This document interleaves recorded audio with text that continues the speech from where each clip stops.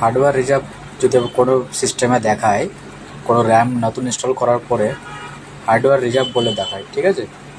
সেটা দেখবে right click করবে টাস্ক বারের ওপর, ওর পরে টাস্ক ম্যানেজারের ওপর যাবে।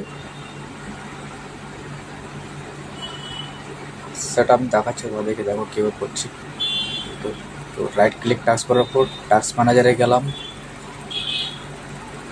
পারফরমেন্সে যাব, ঠিক আছে। এরপর র্যামে যাব, মেমোরি সেটিংসে যাব। তো ওখানে নিচে দেখাচ্ছে হার্ডওয়্যার রিজার্ভ। এখানে যদি রিজার্ভ হয়ে থাকে তাহলে কী করতে হবে, প্রথমে আমাকে রান কমেন্টে যেতে হবে। দেখো আমি রান কমেন্টে যাচ্ছি, এখানে একটা কমেন্ট দিতে হবে। কমেন্টটা হচ্ছে আপনার ms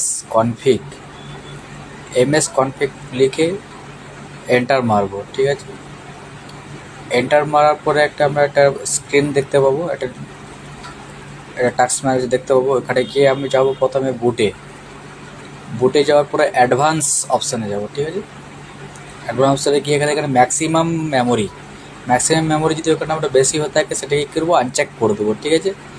চেক থাকবে, ওটাকে আনচেক করে ওকে করব, অ্যাপ্লাই করব, ওকে করে দেবো। ওকে করার পরে কম্পিউটার রিস্টার্ট চাইবে, রিস্টার্ট করব। রিস্টার্ট হয়ে যাওয়ার পরে দেখুন আমি সিস্টেম রিস্টার্ট দিলাম। এখন রিস্টার্ট হয়ে যাওয়ার পরে আরেকবার চেক করবেন, দেখবেন ওই জিনিসটা আর দেখাবেন। সেটা তো আপনি দেখতেই পাবেন একটু আগে পরে। এবং মেশিন কম্পিউটার রিস্টার্ট নিচ্ছে।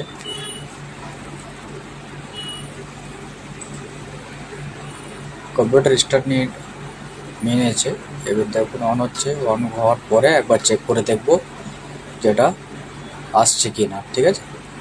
যতদূর সম্ভব আসবেন। এটা তোমার প্রবলেম সলভ হয়ে যাবে। এটাতে যে প্রবলেমটা আপনাকে দেখালাম এখনই, এটাতে আপনার প্রবলেম সলভ হয়ে যাবে। সবাই এই প্রসেসটা অ্যাপ্লাই করে দেখবেন, নিশ্চয়ই কাজে লাগবে। আমার চ্যানেলটা যদি ভালো লাগে নিশ্চয়ই লাইক, কমেন্ট, শেয়ার অবশ্যই করবেন, ঠিক আছে।